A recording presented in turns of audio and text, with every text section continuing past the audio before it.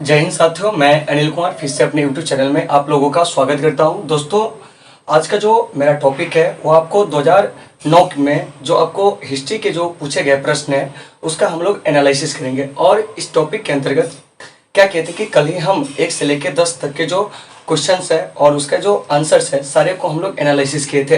तो आज हम लोग क्या करेंगे कि 10 से आगे जो भी क्वेश्चंस होंगे उनका हम लोग एनालिसिस करेंगे। तो आप लोग क्वेश्चन बैंक में क्या करेंगे कि 2009 के जो ईयर है हिस्ट्री का, ठीक है ना, उससे निकाल कर रखेंगे और 11 नंबर प्रश्न से इसका एनालिसिस होगी। तो आप लोग इसे अच्छे से देख लेंगे। तो चलिए साथियों, इसे शुरू करते हैं। देखिए, पहला प्रश्न कर रहा है कि विजयनगर साम्राज्य की स्थापना किसने की। देखिए, ऑप्शन ए कर रहा है हरियर और बुक्का, ठीक है ना। तो इस सारे को हम ऑप्शन को क्या करेंगे कि सबसे पहले लिखते हैं। तो देखिए, तो ए नंबर ऑप्शन है 11 का, जिसमें आपको हरियर है, क्या है, हरिहर है, और इसके अलावा आपको बुक्का है, क्या है, हरियर है, और ये बुक्का है। ये दोनों जो थे भाई थे, ठीक है ना। बी नंबर जो ऑप्शन है वो आपको कह रहा है देवराय, क्या है, देवराय, ठीक है ना, यानी देवराय प्रथम, ठीक है ना। तो हो जाएगा आपको देवराय प्रथम हो जाएंगे, ठीक है ना। उसके बाद जो तीसरा है, क्या है, तीसरा है, ठीक है ना। तो तीसरा ऑप्शन में आपको कृष्णदेवराय है, क्या है, कृष्णदेवराय, ठीक है। इसको भी आपको याद रखना है। और चौथा ऑप्शन जो है वह है आपको सदाशिव, क्या है, सदाशिव। तो सबसे पहले इन सारे चीजों को आप समझने का क्या करेंगे, प्रयास करेंगे। तो देखिए, 11 नंबर प्रश्न का जो सही आंसर होगा वो क्या होगा। देखिए, कह रहा है कि विजयनगर साम्राज्य की स्थापना जो है वह किसने किया था। तो देखिए, विजयनगर साम्राज्य की स्थापना जो है हरियर और बुक्का ने किया था। तो आपका यहाँ से प्रश्न आएगा कि सर विजयनगर साम्राज्य की स्थापना कब हुई थी। तो आप एक चीज को याद रखेंगे कि ये जो विजयनगर साम्राज्य है, ठीक है ना, इसकी जो आपको स्थापना हुई थी, क्या हुई थी, स्थापना, वो आपको 1336 ईस्वी हुई थी। और इसकी जो स्थापना किए थे वो आपको हरियर और बुक्का ने किए थे। और ये जो विजयनगर साम्राज्य है इसकी जो आपको राजधानी थी वो आपको हम्पी थी, कहाँ थी, हम्पी थी। तो इस बात को भी याद रखना है कि विजयनगर साम्राज्य की जो राजधानी थी वो कहाँ थी। तो विजयनगर साम्राज्य की जो राजधानी थी वो आपको हम्पी थी, कहाँ थी, हम्पी थी। फिर यहाँ से कुछ शासक के नाम दिए हुए हैं, जैसे हरियर और बुक्का, ठीक है ना। तो इन्होंने अपने पिता संगम के नाम पर क्या किया था कि आपको संगम वंश की क्या किए थे कि आपको स्थापना किए थे। तो विजयनगर साम्राज्य के अंतर्गत 4 राजवंशों ने शासन किया था, जिसमें से पहला वंश जो है संगम है, क्या है, संगम है। उसके बाद दूसरा वंश जो है वो आपको शासन किया था वो आपको सालुक था। तीसरा जो है वो आपको तुलुव है। और चौथा वंश जो है वो आपको अरविडु है, क्या है, अरविडु है। तो एक चीज को याद रखिएगा कि विजयनगर साम्राज्य के अंतर्गत जो शासन करने वाले वंश है वह आपको कितने हैं। तो विजयनगर साम्राज्य के अंतर्गत शासन करने वाले जो वंश है उसकी जो संख्या है वो आपको 4 थी, ठीक है ना। कौन कौन, तो संगम वंश, सालु वंश, तुलु वंश, अरविडु वंश, ठीक है ना। फिर यहाँ से क्वेश्चन कभी कभी पूछ लिया जाएगा आपसे कि बताइए कि ये जो विजयनगर का सबसे महानतम राजा था वह कौन था। तो यह आपको कृष्णदेवराय, आपके एग्जाम में क्वेश्चन पूछे भी जाते हैं। और ये जो विजयनगर के शासक है, ठीक है ना, यह स्वयं को राय कहते थे, क्या कहते थे, राय कहते थे। तो इस बात को भी आपको अच्छे से क्या करना है, याद रखना है, ठीक है ना। और ये जो सदाशिव है, ठीक है ना, ध्यान से सुनेंगे, यह आपको क्या थे जानते हैं कि यह कृष्णदेवराय के जो थे वो आपको क्या थे कि भतीजा थे। तो इसको भी आपको अच्छे से याद रखना है, ठीक है ना। तो देवराय प्रथम, इसके काल में आपको क्या हुआ था कि जो इटली का एक यात्री था निकोलो कोंटी, ठीक है ना, वह आपको विजयनगर आया था। और विजयनगर की यात्रा पर आने वाला जो पहला आपको जो यात्री था इटली का वो आपको निकोलो कोंटी था, ठीक है ना। तो यहाँ से बहुत सारे प्रश्न जो है वो आपसे पूछे जाएंगे। और ये जो निकोलो कोंटी है 1420 से लेकर 1422 तक जो था वो आपको रहा था। और उस समय आपको जो शासन था, ठीक है ना, विजयनगर पर, वो आपको किसका था, तो वो आपको देवराय प्रथम का था। तो यहाँ से जो भी प्रश्न आएंगे आप इससे याद रखेंगे। ये जो विजयनगर साम्राज्य है इसकी जो स्थापना हुई थी, कब हुई थी, तो हम क्या कहेंगे कि जो विजयनगर साम्राज्य है, ठीक है ना, इसकी जो स्थापना हुई थी वो आपको 1300 कितना में हुई थी जानते हैं, 36 में हुई थी।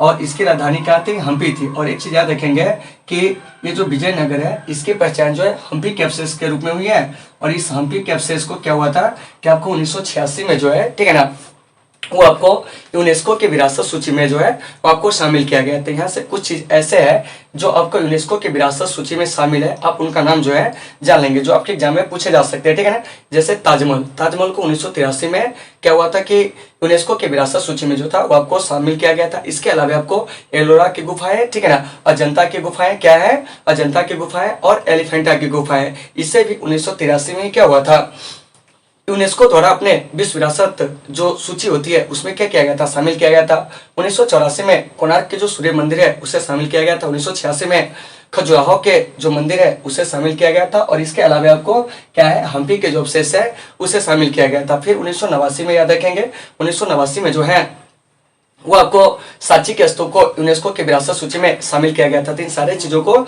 याद रखना है। फिर आपको 1993 में हुमायूं के मकबरा और कुतुब मीनार, ठीक है ना, इसे भी यूनेस्को की विरासत सूची में जो था वो आपको शामिल किया गया था। ठीक है, तो इन सारे चीजों को आपको अच्छे से क्या करना है, याद रखना है। इसके अलावा विक्टोरिया टर्मिनस, जिसे आपको 2004 में यूनेस्को की विरासत सूची में जो था वो आपको शामिल किया गया था। ठीक है ना, तो इन सारे चीजों को आप याद रखेंगे और इसको हम जोर जोर के इसलिए पढ़ा रहे हैं, ठीक है ना, ताकि आपको आगे जो भी क्वेश्चन आएंगे यहाँ से सारे को आप लोग क्या कर सकेंगे, अच्छे से सॉल्यूशन कर सकेंगे। चलिए देखिए, अब क्या कर रहा है कि उत्तर भारत में भक्ति आंदोलन का प्रारंभ किस संत ने किया था। ठीक है ना, देखिए क्या कह रहा है कि उत्तर भारत में भक्ति आंदोलन का प्रारंभ किस संत ने किया था। तो आपका जो ऑप्शन है 12 नंबर का हम लिख रहे हैं, ठीक है ना, ऑप्शन ए में कह रहा है कबीर। क्या है, कबीर। ठीक है ना, चलिए ऑप्शन बी जो कह रहा है वो कह रहा है आपको क्या, गुरु नानक। क्या है, गुरु नानक। ऑप्शन सी जो है वो आपको कह रहा है रामानंद। क्या है, रामानंद। और ऑप्शन डी जो है वो आपको चैतन्य महाप्रभु है। क्या है, चैतन्य महाप्रभु। क्या है, चैतन्य महाप्रभु। तो आप इसे अच्छे से सबसे पहले ऑप्शन को देखिए और क्वेश्चन 12 नंबर आपका क्या कर रहा है, ठीक है ना, और ये 2009 के जो सेट है उसका सॉल्यूशन हो रहा है, तो आप लोग इसे भी अच्छे से देखेंगे। ठीक है ना, तो देखिए क्या कह रहा है कि उत्तर भारत में भक्ति आंदोलन का आरंभ किसने किया था। तो देखिए उत्तर भारत में भक्ति आंदोलन का जो आरंभ किया था वो आपको रामानंद ने किया था। अब हम कहेंगे कि सर रामानंद ने कैसे किया था, ठीक है ना, तो देखिए भक्ति आंदोलन की जो शुरुआत हुई थी वो आपको कहाँ हुई थी, दक्षिण भारत में। लेकिन रामानंद जी को क्या होता है कि अपने गुरु राघवानंद से किसी आपको अनुशासन संबंधित प्रश्न पे क्या होता है, मतभेद होने के कारण क्या होते हैं कि भक्ति आंदोलन को मतलब कि आपको उत्तर भारत में शुरू करते था, तो दक्षिण भारत से लौट जाते हैं और उत्तर भारत में आ जाते हैं। तो अगर आपसे प्रश्न किया जाए कि बताइए कि उत्तर भारत में भक्ति आंदोलन लाने का जो श्रेय है वो किसे जाता है, तो हम क्या कहेंगे कि उत्तर भारत में भक्ति आंदोलन लाने का जो श्रेय जाता है रामानंद को जाता। और ये जो कबीर जी है, ठीक है ना, तो इनका जो जन्म हुआ था वो आपको बनारस में हुआ था, ठीक है ना, यानी कि काशी में हुआ था। इसे भी आप याद रखेंगे, ठीक है ना। और इनकी जो समाधि है वो आपको मगहर में, कहा है, मगहर में थी। ऐसे कुछ इंपोर्टेंट चीजें उसको आप लोग जानते चलेंगे।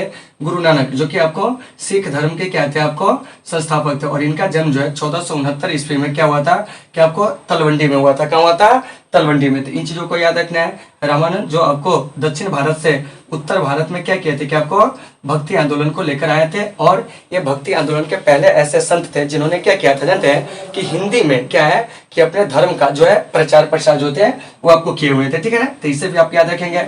चैतन्य महाप्रभु इनका जो संबंध है वो आपको बंगाल से, कभी कभी क्वेश्चन पूछ लिया जाएगा कि किस भक्ति संत का जो संबंध है बंगाल से, तो आप क्या कहोगे, चैतन्य महाप्रभु का, ठीक है ना। और चैतन्य महाप्रभु पहले ऐसे भक्ति आंदोलन के संत थे जिन्होंने क्या किया था जानते हैं, झाल और कीर्तन का जो प्रयोग है वो आपको किए थे भक्ति आंदोलन में, ठीक है ना। तो इन सारे बातों को आपको अच्छे से क्या करना है, याद रखना है। तो 12 नंबर क्वेश्चन आपको वही कर रहा था कि उत्तर भारत में भक्ति आंदोलन का आरंभ किस संत ने किया था, तो हम क्या कहेंगे आपको, रामानंद। तो उम्मीद है साथियों कि ये सब आपको समझ में आए होंगे, ठीक है ना।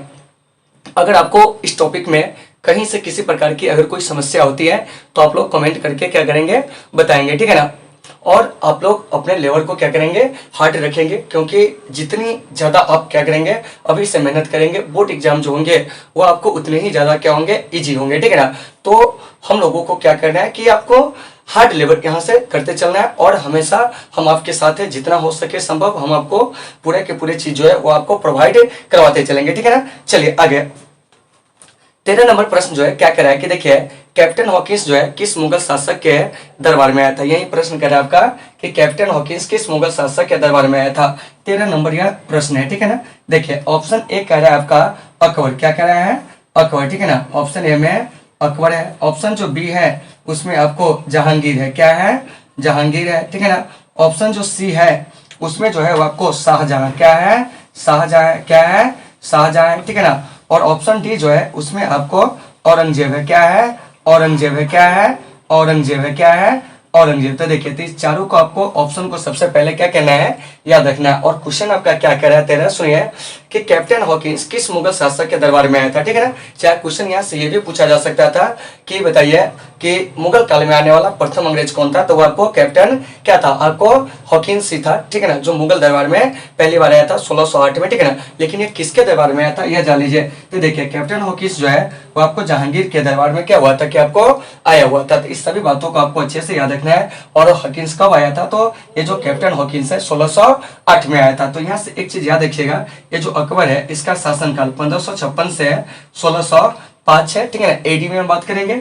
जहांगीर का जो शासन है 1605 से 1627 है। तो इस साल जो आपका बोर्ड एग्जाम हुआ था 2022 में, उसमें आपको क्या किया गया था जानते हैं, यही क्वेश्चन पूछा गया था कि बताइए कि जहांगीर का शासनकाल कब से कब तक है। तो जहांगीर का जो शासनकाल है वो आपको कितना है जानते हैं, तो 1600 कितना है 5 से 1627 है। और ये जो शाहजहां है, इस शाहजहां का शासनकाल 1627 से जो है वो आपको 1658 है। तो इन सारे बातों को आपको अच्छे से याद रखना है। औरंगजेब का शासनकाल 1658 से जो है वो आपको 1707 है। तो कभी कभी क्वेश्चन पूछ लिया जाएगा कि बताइए औरंगजेब की जो मृत्यु हुई थी, क्या हुई थी, मृत्यु हुई थी, वो आपको कब हुई थी, ठीक है ना। तो वो आपको 1707 में जो है वो आपको औरंगजेब की क्या हुई थी, कि आपको मृत्यु हुई थी। यहाँ से फिर प्रश्न आती है कि बताइए ये जो शाहजहां है, ठीक है ना, इससे जीवन के अंतिम दिनों में औरंगजेब ने क्या किया था कि कैद कर लिया था, ठीक है ना। जहांगीर जो है यह आपको 1627 में डेट कर गया, तो इसको आपको याद रखना है। अकबर की मृत्यु 1605 में हुई थी। तो इन लोगों का मकबरा कहाँ है, थोड़ा सा आप लोग नोट करते चलेंगे, ठीक है ना।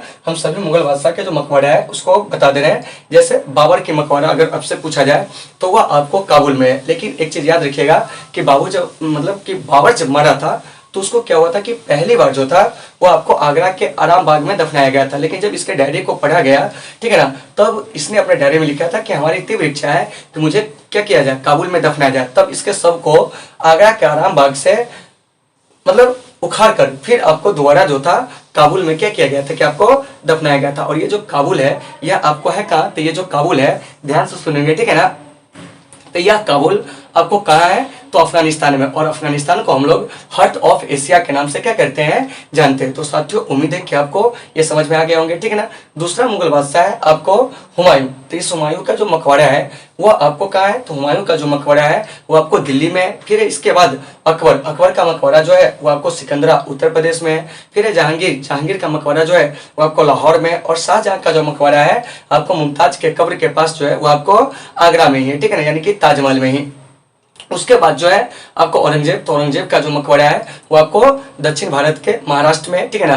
तो कभी कभी क्वेश्चन पूछ भी लिया जाता है कि औरंगजेब अपने जीवन का जो अंतिम दिन बिताया था कहाँ बिताया था, तो आपको दक्षिण भारत में। और ये जो औरंगजेब देख रहे हैं, औरंगजेब को हम लोग जिंदा पीर के नाम से भी जानते हैं। शाहजहां के काल में स्थापत्य कला का काफी ज्यादा विकास हुआ था। और ये जो जहांगीर है, जहांगीर के काल को चित्रकला का स्वर्ण काल कहते हैं। और ये जो अकबर है, ठीक है ना, अकबर को मुगल वंश का क्या कहा जाता है, तो आपको वास्तविक संस्थापक कहा जाता है, ठीक है ना। तो आपका वही 13 नंबर प्रश्न कर रहा है कि कैप्टन हॉकिंस किस मुगल शासक के दरबार में आया था, तो वो आपको जहांगीर के दरबार में आया था। और जितने भी चीज आपको बोलते हैं उसे क्या करेंगे कि आप कि वीडियो को पॉज करके क्या करेंगे, लिखते चलेंगे। चलिए अगला प्रश्न देखिए क्या कह रहा है कि 14 में कि निम्नलिखित में से अकबर किस पर अधिकार नहीं कर सका था, ठीक है ना। ऑप्शन ए कर रहा है आपको मेवाड़, ऑप्शन बी कर रहा है मारवाड़, ऑप्शन सी कर रहा है चित्तौड़ और ऑप्शन डी कर रहा है आपको यानी कि जोधपुर। तो देखिए तो ये जो आपको अकबर है, ठीक है ना, यह आपको मेवाड़ पर जो था वो आपको अधिकार नहीं कर सका था, ठीक है ना। तो 14 का जो सही आंसर होगा क्या होगा, 14 का सही आंसर ध्यान से सुनेंगे, ठीक है ना, वो आपको क्या होगा, मेवाड़। क्या हो जाएगा, मेवाड़, जो कि आपको चित्तौड़गढ़ की क्या थी, राजधानी थी। और इसी पर अकबर जो था वो आपको अधिकार जो था वो आपको नहीं कर सका था, क्योंकि अकबर जो था अपने साम्राज्य के विस्तार करने के लिए क्या हुआ था कि सबसे पहले उसने क्या किया कि जो राजपूत राजा थे, ठीक है ना, सबसे पहले हुआ उसी को टारगेट किया। तो सबसे पहले इसने क्या किया, वैवाहिक संबंध स्थापित करके कि एक सहयोग की नीति को क्या किया कि शुरू किया, ठीक है ना। तो बहुत सारे ऐसे राजपूत राजा थे जो अकबर की अधीनता को क्या किए थे, स्वीकार कर लिए थे। लेकिन इसी में से एक राजा जो थे आपको, जिनका नाम था आपको महाराणा प्रताप, जिन्होंने क्या किया था कि अकबर की अधीनता को स्वीकार नहीं किया था। तो अकबर और महाराणा प्रताप के बीच में एक युद्ध हुआ था, आपको कब याद रखेंगे, ठीक है ना, वो आपको 18 जून 1576 को। और वह युद्ध जो था वो आपको हल्दी घाटी का युद्ध था। कौन युद्ध था, हल्दी घाटी का युद्ध था। अगर आपसे क्वेश्चन पूछा जाता है कि हल्दी घाटी का युद्ध कब हुआ था, तो हम क्या कहेंगे, 18 जून 1576 को। किसके बीच हुआ था, अकबर और महाराणा प्रताप के बीच में हुआ था।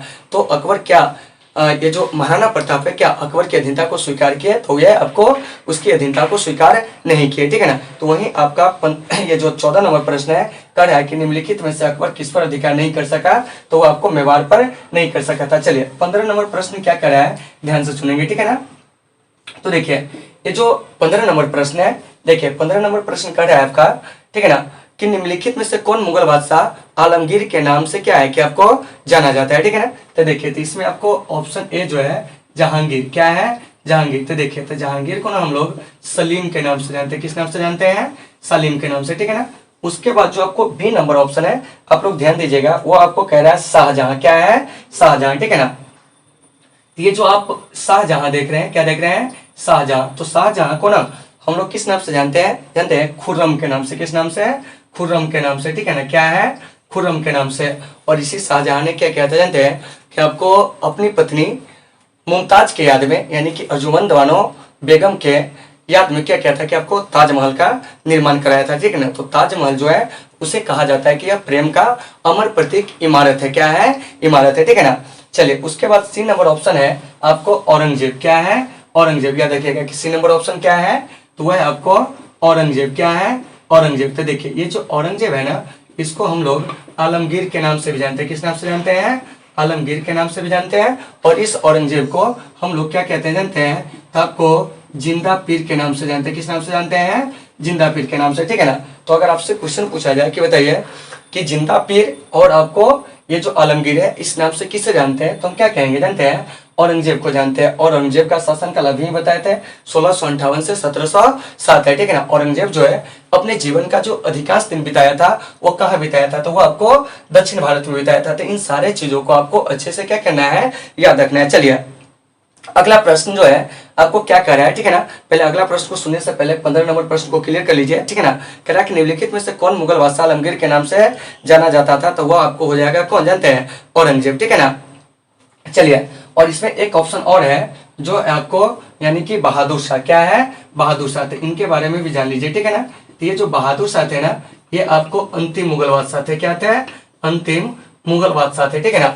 और 1857 के सिपाही विद्रोह में भाग लेने के कारण इन्हें क्या होता है कि आपको मतलब कि अंग्रेजों के द्वारा हुमायूं के मकबरा से गिरफ्तार करके इन्हें क्या होता है जानते हैं कि भेज दिया जाता है कहाँ, तो आपको यानी कि रंगून में, जहां 1862 में इनकी क्या हो जाती है मृत्यु हो जाती है। तो इन सारे चीजों का आपको अच्छे से क्या करना है, याद रखना है, ठीक है ना। और जहां भी दिक्कत होगी आप लोग कमेंट करके क्या करेंगे बताएंगे, ठीक है ना।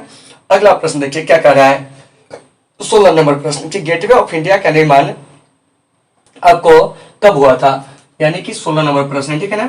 गेटवे ऑफ इंडिया कह रहा है, क्या कह रहा है, गेटवे ऑफ इंडिया, क्या है गेटवे ऑफ इंडिया। देखिए इससे बहुत सारे प्रश्न आपके आएंगे, ठीक है ना। तो ये जो गेटवे ऑफ इंडिया है सबसे पहले जान लीजिए यह है कहाँ, तो यह आपको मुंबई में, कहाँ है मुंबई में, ठीक है ना। गेटवे ऑफ इंडिया कहाँ है बताइए, था ये आपको मुंबई में। और आपको पता होगा कि जब ब्रिटेन के जो राजा थे जॉर्ज पंचम, ठीक है ना, और उनकी पत्नी मेरी, क्या है मेरी, ठीक है ना। तो इस मेरी नाम से मेरे भी जो कुछ यादें हैं साथियों वह जुड़ी हुई है, ठीक है ना। तो इस पर हम लोग कभी बात करेंगे कि व्हाट इज मेरी, ठीक है ना। चलिए देखिए खैर छोड़िए उसे, आइए गेटवे ऑफ इंडिया जो है, ठीक है ना, वो आपको कहाँ स्थित है, तो हम क्या कहेंगे कि वो आपको मुंबई में स्थित है, क्या स्थित है मुंबई में स्थित है। और ये जो गेटवे ऑफ इंडिया है इसकी जो नींव पड़ी थी, क्या हुई थी नींव पड़ी थी, वो आपको 1911 में पड़ी थी, कितना में पड़ी थी 1911 में। याद रखिएगा कि गेटवे ऑफ इंडिया की नींव कब पड़ी थी बताइए, तो 1911 में पड़ी थी, ठीक है ना। और ये जो आप देख रहे हैं गेटवे ऑफ इंडिया, इसकी नींव जो है किसके स्वागत में पड़ी थी, तो जब ब्रिटेन के जो राजा थे जिनका नाम था आपको जॉर्ज पंचम, क्या नाम था जॉर्ज पंचम, और उनकी जो पत्नी आई थी मेरी, क्या है मेरी, ठीक है ना। इस नाम को सुनते हुए थोड़ा बहुत हमें भी खुशी होती है, ठीक है ना। तो देखिए गेटवे ऑफ इंडिया, ठीक है ना, तो इसकी नींव कब पड़ी थी, तो 1911 में पड़ी थी, ठीक है ना। किसके स्वागत में, तो आपको जॉर्ज पंचम और आपको उनकी पत्नी मेरी के याद में क्या हुआ था कि गेटवे ऑफ इंडिया की नींव जो थी 1911 में जो था वो आपको पड़ा था। हालांकि गेटवे ऑफ इंडिया का जो निर्माण कार्य शुरू हुआ था 1913 में, यानी कि इसका जो निर्माण आरंभ होता है कब होता है 1913 में। और इसके जो आपको वास्तुकार रहते हैं, ठीक है ना, यानी इसके जो मतलब कि डिजाइन को तैयार करने वाले व्यक्ति होते हैं उनका नाम होता है जॉर्ज विटेट, क्या होता है जॉर्ज विटेट, ठीक है ना। तो यहाँ से एक चीज याद रखिएगा कि गेटवे ऑफ इंडिया के वास्तुकार कौन थे, तो आपको जॉर्ज विटेट, ठीक है ना। गेटवे ऑफ इंडिया की नींव कब पड़ी थी, 1911 में। किसके स्वागत में, तो जॉर्ज पंचम और मेरी के स्वागत में। गेटवे ऑफ इंडिया है कहाँ, तो वो आपको मुंबई में, कहा है मुंबई में, ठीक है ना। गेटवे ऑफ इंडिया का जो निर्माण कार्य है वो आपको कब पूर्ण हुआ था, तो यह आपको देखिए गेटवे ऑफ इंडिया का निर्माण कार्य जो पूर्ण हुआ था, क्या हुआ था, पूर्ण हुआ था, कितना में जानते हैं, 1924 में। तो आपसे एग्जामिनर जो है क्वेश्चन पूछ सकता है, ठीक है ना, कि गेटवे ऑफ इंडिया की नींव कब पड़ी थी, तो आप कहेंगे कि सर गेटवे ऑफ इंडिया ये जो है इसकी नींव 1911 में पड़ी थी, ठीक है ना। किसके स्वागत में, तो आपको जॉर्ज पंचम, ठीक है ना, जो कि ब्रिटिश राजा थे, ठीक है ना, और उनकी पत्नी जो है आपको मैरी, उन्हीं के याद में क्या हुआ था कि यह नींव पड़ी थी, ठीक है ना।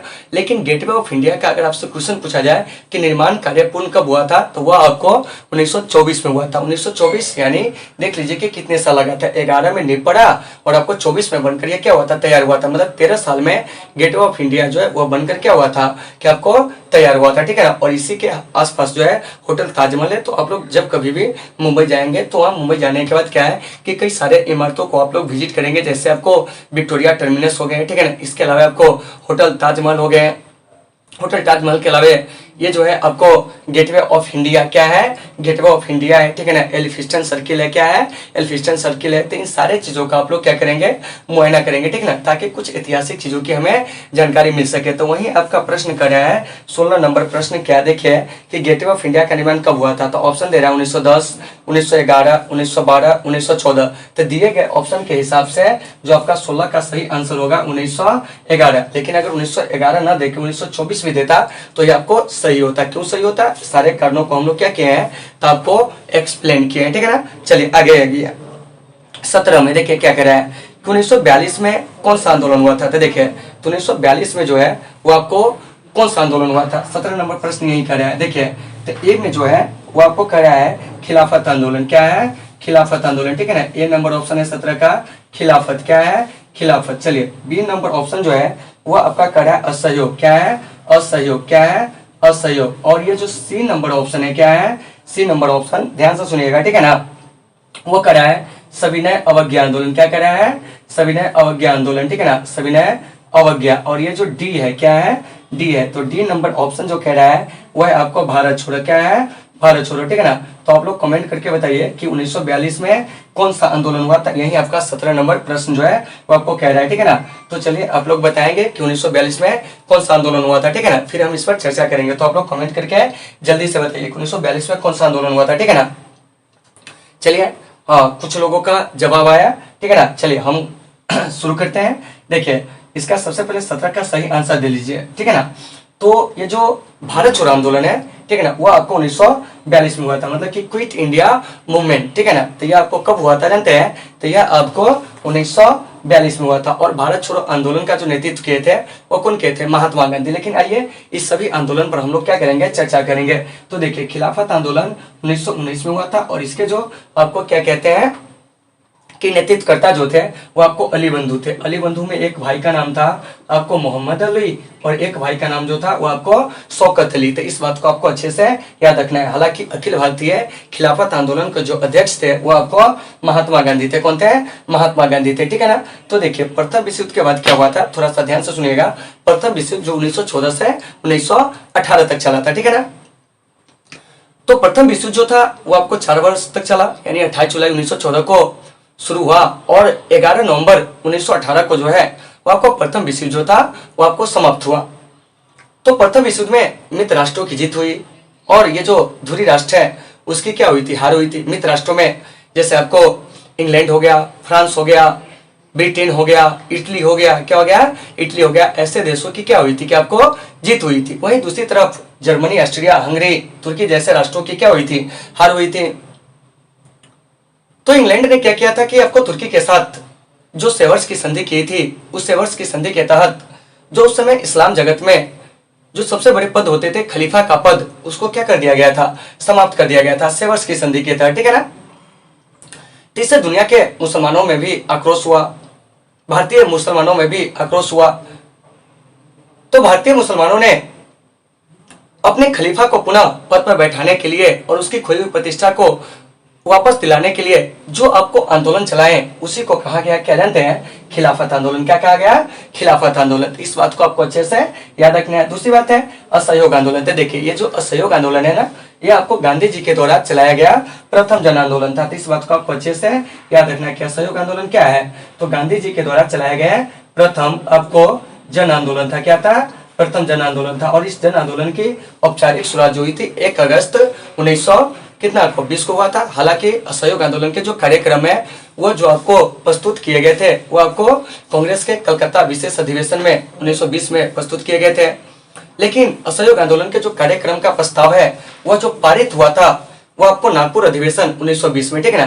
तो इस चीज को आपको याद रखना है। लेकिन यहाँ पर आपको सबसे ज्यादा ये याद रखना है कि असहयोग आंदोलन की शुरुआत कब हुई थी, तो 1 अगस्त 1920 को, ठीक है ना। लेकिन असहयोग आंदोलन के जो कार्यक्रम थे, ठीक है ना, उस कार्यक्रम को पेश कांग्रेस के किस अधिवेशन में किया गया था, तो आपको कलकत्ता के विशेष अधिवेशन में, ठीक है ना, जो की आपको लाला लाजपत राय ने इसकी क्या किए थे, अध्यक्षता किए थे, ठीक है ना। लेकिन असहयोग आंदोलन के जो प्रस्ताव है उसको जो पूर्णतः स्वीकृति मिली थी वह कब मिली थी, तो असहयोग आंदोलन के प्रस्ताव को जो पूर्णतः स्वीकृति मिली थी वो आपको नागपुर अधिवेशन 1920 में ही इसे स्वीकृति मिली थी, ठीक है ना। सीवी राघवाचार्य जो थे इस अधिवेशन की अध्यक्षता किए थे। तो उतना डीप आपको नहीं जाना है। असहयोग आंदोलन को जो है गांधी जी ने क्या किया थे कि चौरी चौरा कांड के कारण क्या कर लिए थे कि आपको वापस ले लिए थे। तो ये चौरी चौरा कांड कब हुआ था, तो ये आपको 5 फरवरी 1922 को हुआ था। कब हुआ था, 5 फरवरी 1922 को हुआ था। तो इस बात को आपको अच्छे से याद रखना है।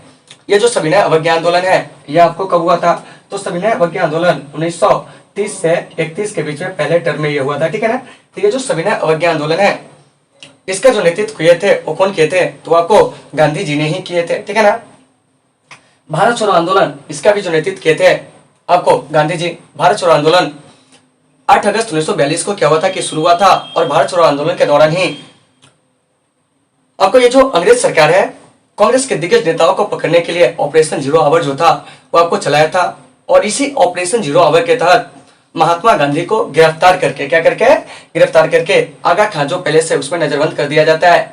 जवाहरलाल नेहरू जैसे लोगों को जो होते हैं वो आपको अहमदनगर जेल में शिफ्ट कर दिए जाते हैं। वही जयप्रकाश नारायण जी जो थे वो आपको हजारीबाग जेल में आपको शिफ्ट कर दिए जाते हैं। लेकिन इसमें से बहुत सारे ऐसे आपको नेता थे, आंदोलनकारी थे, जो आपको जेल की जो दीवारें उसको लांघकर फिर से आंदोलन में क्या होते हैं, सक्रिय हो जाते हैं। लेकिन यहाँ से डायरेक्ट आपसे क्वेश्चन पूछा जाएगा कि भारत छोड़ो आंदोलन में महात्मा गांधी के गिरफ्तार हो जाने के बाद भारत छोड़ो आंदोलन का नेतृत्व कौन किए थे। तो देखिए महात्मा गांधी के गिरफ्तार हो जाने के बाद भारत छोड़ो आंदोलन का जो नेतृत्व किए थे अरुणा अशरफ अली। तो इन सारे बातों को आपको अच्छे से याद रखना है। तो यहाँ पर वहीं आपका 17 नंबर प्रश्न कर रहा है क्या कि बताइए 1942 में गांधी जी कौन सा आंदोलन चलाए थे, तो वो आपको भारत छोड़ो आंदोलन जो थे वो आपको चलाए थे, ठीक है ना। तो उम्मीद है साथियों कि यहाँ तक आपको समझ में आ गए होंगे। तो आप लोग इसका क्या करेंगे, फटाफट स्क्रीनशॉट ले लीजिए, फिर हम लोग क्या करेंगे, आगे बढ़ेंगे, ठीक है ना। जल्दी से इसका स्क्रीनशॉट ले लीजिए। शुरू करते हैं 18 नंबर प्रश्न को। देखिए 18 नंबर प्रश्न क्या कह रहा है कि दिल्ली चलो का नारा जो है वो आपको किसने दिया था, ठीक है ना। तो देखिए तो इस 18 में कौन कौन से ऑप्शन है, सबसे पहले इसे समझिए, ठीक है ना। तो 18 के ए में कह रहा है आपको गांधी जी, क्या कह रहा है, गांधी जी, ठीक है ना, कि दिल्ली चलो का नारा कौन दिया था, ठीक है ना। तो उसी में आपको ए में कह रहा है गांधी जी, ठीक है ना। बी में जो है वो आपको कह रहा है जवाहरलाल नेहरू, क्या है, जवाहरलाल नेहरू, क्या है, जवाहरलाल नेहरू। उसके बाद सी में जो है वो आपको क्या कह रहा है, ध्यान से सुनेंगे, डॉक्टर राजेंद्र प्रसाद, क्या है, डॉक्टर राजेंद्र प्रसाद। उसके बाद डी में कह रहा है आपको क्या, सुभाष चंद्र बोस, क्या है, सुभाष चंद्र बोस, ठीक है ना, सुभाष चंद्र बोस, क्या है, सुभाष चंद्र बोस। देखिए यही कहा जा रहा है, ठीक है ना। तो आपको यहाँ पर याद रखना है। देखिए आपका सबसे पहले 18 नंबर प्रश्न क्या कर रहा है कि दिल्ली चलो का नारा किसने दिया था। तो देखिए दिल्ली चलो का जो नारा दिए थे ना वो आपको सुभाष चंद्र बोस ने दिए थे। तो सबसे पहले इसको सही कर लीजिए, क्या कर लीजिए, सही कर लीजिए। देखिए तो सुभाष चंद्र बोस ने दिल्ली चलो का नारा, ठीक है ना। इसके अलावा आपको जय हिंद का नारा, क्या है, जय हिंद का नारा, मैं तुम्हें, तुम मुझे खून दो मैं तुम्हें आजादी दूंगा, यह नारा भी जो दिए थे सुभाष चंद्र बोस जी ने भी दिए थे, ठीक है ना। तो सुभाष चंद्र बोस जी को हम लोग नेताजी के नाम से भी जानते हैं और इन्हें नेताजी कहने वाला जो व्यक्ति था वो आपको एडोल्फ हिटलर था, ठीक है ना। डॉक्टर राजेंद्र प्रसाद को देश रत्न, क्या है, आपको देश रत्न, इसके अलावा आजाद शत्रु भी कहा जाता है। और ये जो जवाहरलाल नेहरू है, इन्हें हम लोग चाचा के नाम से जानते हैं। ये स्वतंत्र भारत के पहले क्या बने थे कि आपको प्रधानमंत्री और विदेश मंत्री बने थे, तो इस बात को अच्छे से याद रखना है। और गांधी जी को हम लोग बापू के नाम से जानते हैं। किस नाम से जानते हैं? बापू के नाम से जानते हैं। इन्हें हम लोग राष्ट्रपिता भी कहते हैं। क्या कहते हैं? राष्ट्रपिता के नाम से भी जानते हैं, ठीक है ना। तो गांधी जी को कई सारी उपाधि दी गई है, जैसे देखिए कि आपको आप लोग नोट करते चलेंगे, ठीक है ना। राष्ट्रपिता, तो इन्हें जो राष्ट्रपिता की उपाधि दिया था वो आपको कौन दिया था, ठीक है ना। तो गांधी जी को राष्ट्रपिता कहने वाले जो व्यक्ति थे सुभाष चंद्र बोस थे, ठीक है ना। गांधी जी को बापू जो कहे थे वो आपको पंडित जवाहरलाल नेहरू ने कहे थे। गांधी जी को सदी का महापुरुष अल्बर्ट आइंस्टीन ने कहा था। अल्बर्ट आइंस्टीन जो है गांधी जी को क्या कहे थे जानते हैं? कि ये सदी का महापुरुष है, कि ऐसा हर मांस वाला व्यक्ति मैंने नहीं देखा है। गांधी जी को अर्धनग्न फकीर विंस्टन चर्चिल ने कहा था। गांधी जी को जादूगर शेख मुजीबुर रहमान ने कहा था। उसके बाद एक उपाधि और है, ठीक है ना, गांधी जी के संदर्भ में, कि गांधी जी को जो है मलंग बाबा भी एक व्यक्ति कहते हैं, जिनका नाम है आपको खुदाई खिदमतगार। क्या नाम है उनका? खुदाई खिदमतगार। तो इन सारी बातों को आपको अच्छे से क्या करना है, याद रखना है। तो वहीं आपका 18 नंबर प्रश्न खड़ा है, क्या ध्यान से सुनेंगे, कि दिल्ली चलो का नारा कौन दिया था? तो वो आपको कौन दिए थे? तो सुभाष चंद्र बोस, ठीक है ना। इसमें पूछते हैं कि करो या मरो का नारा कौन दिए थे? गांधी जी, ठीक है ना। हराम हराम है का नारा कौन दिए थे? तो आपको जवाहरलाल नेहरू। तो इसको आपको अच्छे से याद रखना है। चलिए अब है आपको 19 नंबर प्रश्न। क्या है? 19 नंबर प्रश्न देखिए क्या करा है, कि भारतीय संविधान की प्रारूप समिति के जो अध्यक्ष थे वो आपको कौन थे? तो देखिए, तो इसमें ऑप्शन ए कह रहा है डॉक्टर राजेंद्र प्रसाद। क्या कह रहा है? डॉक्टर राजेंद्र प्रसाद, ठीक है ना। उसके बाद जो है ऑप्शन बी, देखिए वो क्या कर रहा है, इसे भी आप लोग सुनेंगे। तो ऑप्शन बी कर रहा है सच्चिदानंद सिन्हा। ये बिहार से ही थे, ठीक है ना। सच्चिदानंद सिन्हा, क्या है? सच्चिदानंद सिन्हा। इन सारे लोगों का हम लोग एनालिसिस करेंगे, ठीक है ना। उसके बाद आपको जो सी है, क्या है? सी है, ठीक है ना। वो है आपको सी राज गोपालाचारी। क्या है? सी राज गोपालाचारी। क्या है? सी राज गोपालाचारी। और उसके बाद जो आपको डी है, क्या है? डी है, ठीक है ना। वो क्या है, इसे भी सुनेंगे। तो देखिए डी में है आपको डॉक्टर बी आर अम्बेडकर, यानी कि बाबा साहब भीमराव अम्बेडकर, ठीक है ना। तो डॉक्टर बी आर अम्बेडकर, ठीक है ना। संविधान बनाने वाले जितने भी लोग थे उनमें सबसे अधिक जो आपको पढ़े लिखे लोग थे वो आपको बाबा साहब भीमराव अम्बेडकर थे, ठीक है ना। तो यहाँ पर जो क्वेश्चन कर रहा है वो क्या कर रहा है, सुनिए, कि संविधान बनाने के लिए जो प्रारूप समिति गठित हुआ था उसके अध्यक्ष कौन थे? तो देखिए, तो ये जो प्रारूप समिति है ना जो गठन हुआ था उसके अध्यक्ष थे आपको बाबा साहब भीमराव अम्बेडकर थे। देखिए, तो ये जो प्रारूप समिति है, तो इस प्रारूप समिति को हम लोग मसौदा समिति, इसके अलावा आपको पांडु लेखन समिति, या इसके अलावा प्रारूप समिति को ही हम लोग जीवनसाथी.com की भाषा में बोलते हैं ड्राफ्टिंग कमेटी। मतलब कि अंग्रेजी में प्रारूप समिति को बोला जाता है ड्राफ्टिंग कमेटी, ठीक है ना। तो ये जो प्रारूप समिति है इसका गठन जो हुआ था, कब हुआ था? तो 29 अगस्त 1947 को। और इसमें अध्यक्ष सहित जो आपको सदस्य थे वो आपको कितने थे? तो 7 थे। क्या थे? 7 थे। तो आप इसे याद रखेंगे, ठीक है ना। डॉक्टर राजेंद्र प्रसाद संविधान बनाने के लिए जो आपको संचालन समिति थे उसी के ये क्या थे? अध्यक्ष थे। डॉक्टर सच्चिदानंद सिन्हा ये संविधान सभा की पहली बैठक की क्या किए थे? अध्यक्षता किए थे। क्या किए थे? अध्यक्षता किए थे। तो आपका यहाँ से प्रश्न आएगा कि संविधान सभा की जो पहली बैठक हुई थी कब हुई थी? तो आप लोग लिखते चलेंगे 9 दिसंबर 1946 को संविधान सभा की क्या हुई थी? पहली बैठक हुई थी। तो इस दिन फ्रांसीसी परंपरा का अनुकरण करते हुए जो आपको सबसे बुजुर्ग व्यक्ति थे हमारे संविधान सभा में, उन्हें क्या हुआ था जानते हैं? कि आपको ये जो देख रहे हैं मतलब संविधान सभा, उसके अध्यक्षता के लिए क्या हुआ था कि चुना गया था। तो संविधान सभा की पहली बैठक कब हुई थी? तो 9 दिसंबर 1946 को। और इसकी अध्यक्षता कौन किए थे? डॉक्टर सच्चिदानंद सिन्हा। फिर यहाँ से एक चीज याद रखिएगा कि संविधान सभा की जो दूसरी बैठक हुई थी 11 दिसंबर 1946 को, ठीक है ना। इस बैठक में आपको 2 महत्वपूर्ण कार्य हुए थे। क्या क्या? तो डॉक्टर राजेंद्र प्रसाद को संविधान सभा का क्या था जानते हैं? अस्थायी अध्यक्ष जो था चुन लिया गया। इसके अलावा आपको जो बी एन राव थे उन्हें संविधान सभा के संवैधानिक सलाहकार जो था उस पद पर चुना गया था 11 दिसंबर 1946 को दूसरी बैठक में ही। फिर आपको 13 दिसंबर 1946 को संविधान सभा की तीसरी बैठक हुई थी, जिसमें आपको क्या हुआ था कि पंडित जवाहरलाल नेहरू ने जो संविधान का उद्देश्य प्रस्ताव है उसी को क्या किए थे? पेश किए थे, ठीक है ना। तो यहाँ से क्वेश्चन पूछेंगे कि बताइए संविधान सभा की पहली बैठक कब हुई थी? 9 दिसंबर 1946 को। इस बैठक की अध्यक्षता कौन किए थे? तो सबसे बुजुर्ग सदस्य होने के नाते डॉक्टर सच्चिदानंद सिन्हा ने, ठीक है ना। उसके बाद है आपको कि संविधान सभा की दूसरी बैठक कब हुई थी, तो वह आपको 11 दिसंबर 1900 कितना को, तो आपको 46 को, कितना को, 11 दिसंबर 1946 को संविधान सभा की क्या हुई थी जानते हैं, दूसरी बैठक हुई थी। और इसी बैठक में क्या होता कि डॉक्टर राजेंद्र प्रसाद को जो था क्या था जानते हैं कि आपको संविधान सभा का अस्थायी अध्यक्ष चुना गया।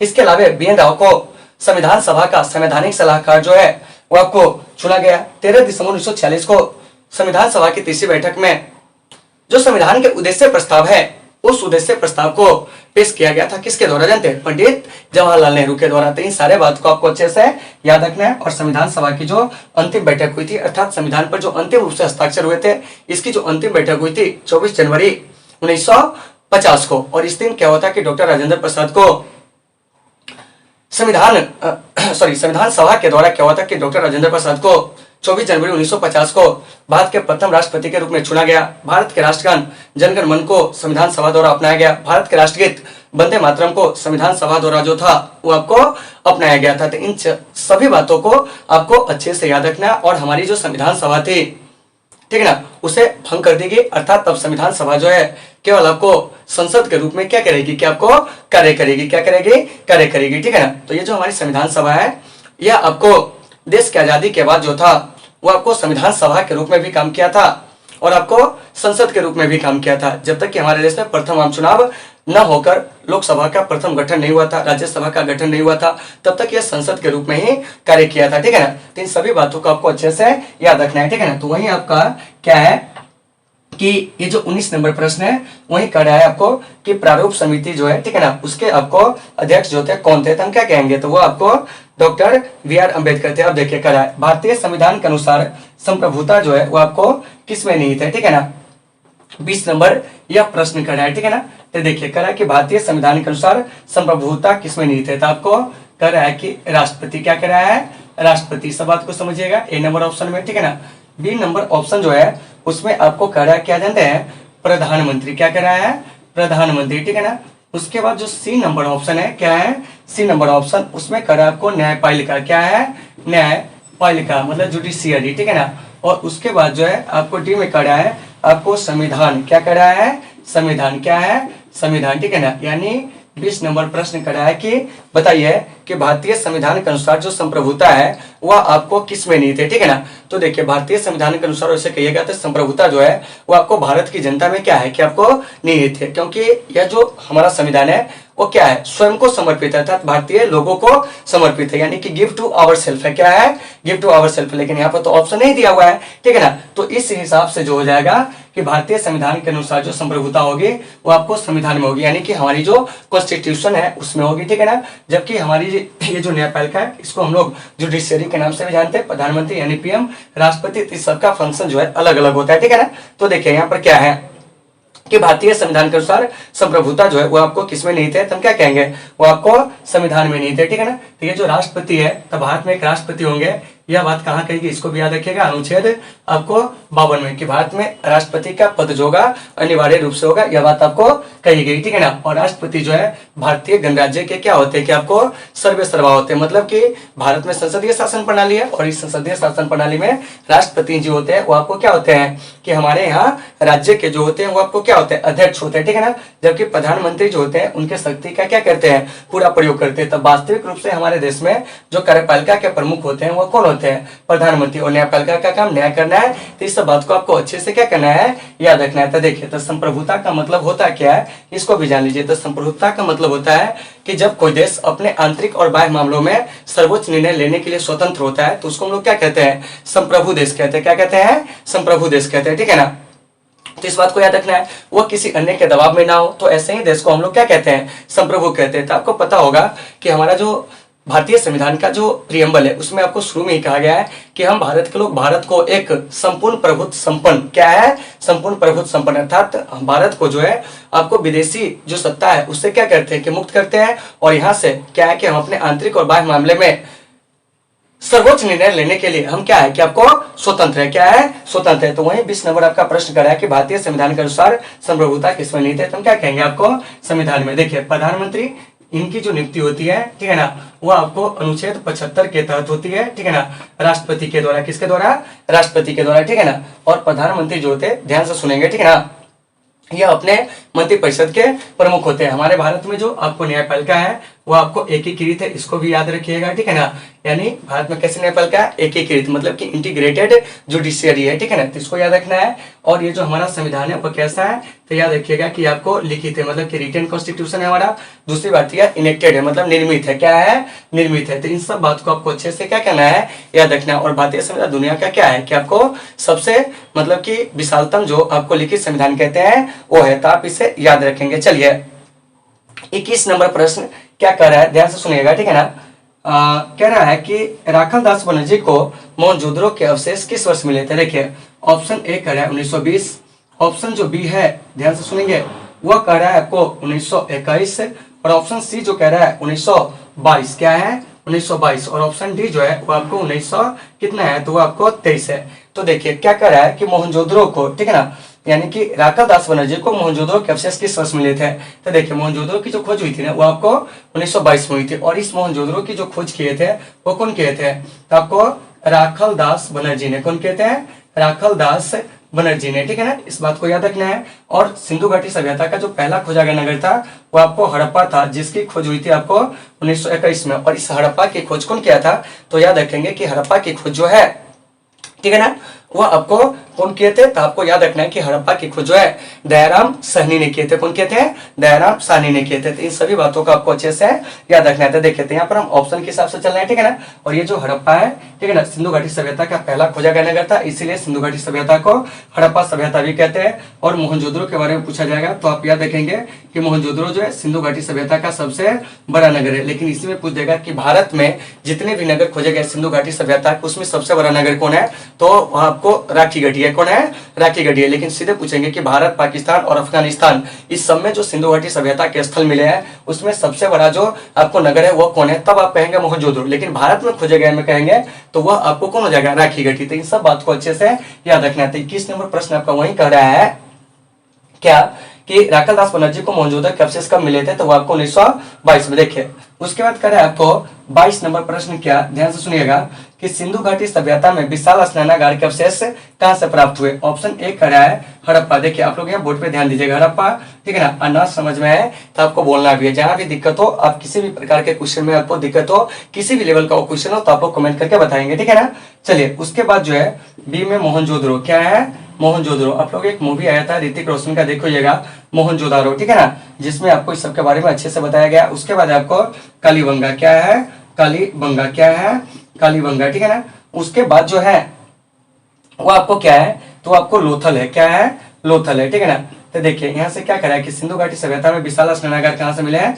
मोहनजोदड़ो से। तो यहाँ पर थोड़ा सा बात आप कर लेंगे कि नगरों की खोज कब हुई थी, क्योंकि इसका आंसर तो हो गया कि सिंधु घाटी सभ्यता में विशाल स्नानागार कहाँ से मिले, तो आपको मोहनजोदड़ो से। हड़प्पा की खोज आपको 1921 में हुई थी, इसको याद रखना है। मोहनजोदड़ो की खोज 1922 में हुई थी। कालीबंगा की खोज 1900 आपको 52-53 याद रखिएगा, ठीक है ना। और उसके बाद लोथल की खोज जो था वो आपको 1957 में हुआ था। तो नदी वाला प्रश्न भी काफी आपसे पूछे जाएंगे, ठीक है ना। तो ये जो हड़प्पा है वो आपको रावी नदी के तट पे है। मोहनजोदड़ो जो है वो आपको सिंधु नदी के तट पर। किस नदी के तट पर?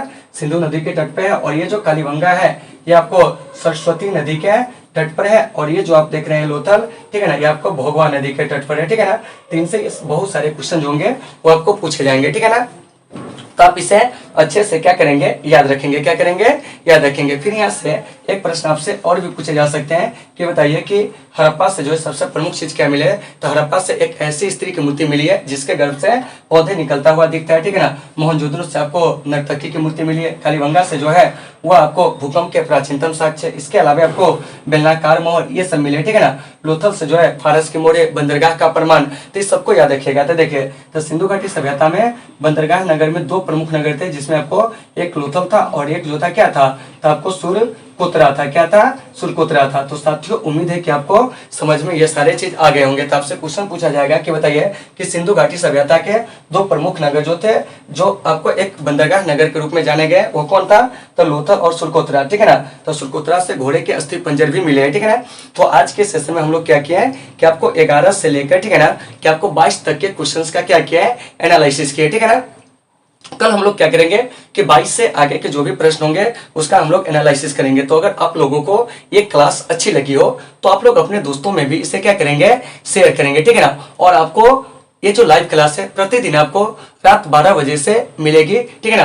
तो आप लोग अपने दोस्तों में भी शेयर कर देंगे। फिर बहुत सारे लोगों का कमेंट आती रहती है कि सर 12 बजे रात में तो सोने का टाइम होता है। तो भाई मेरे, जो उठा है उसके लिए गुड मॉर्निंग, जो सोया है उसके लिए गुड नाइट, ठीक है ना। और ये मैं नहीं कर रहा हूँ, ठीक है ना।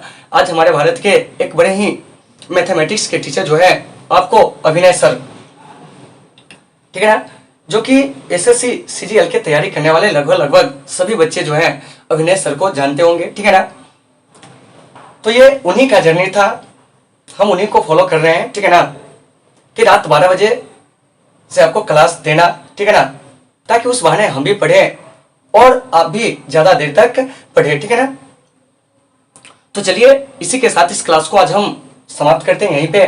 फिर मिलते हैं आपसे कल एक बेहतर क्लास के साथ। जब तक के लिए आप सबों से सुविधा।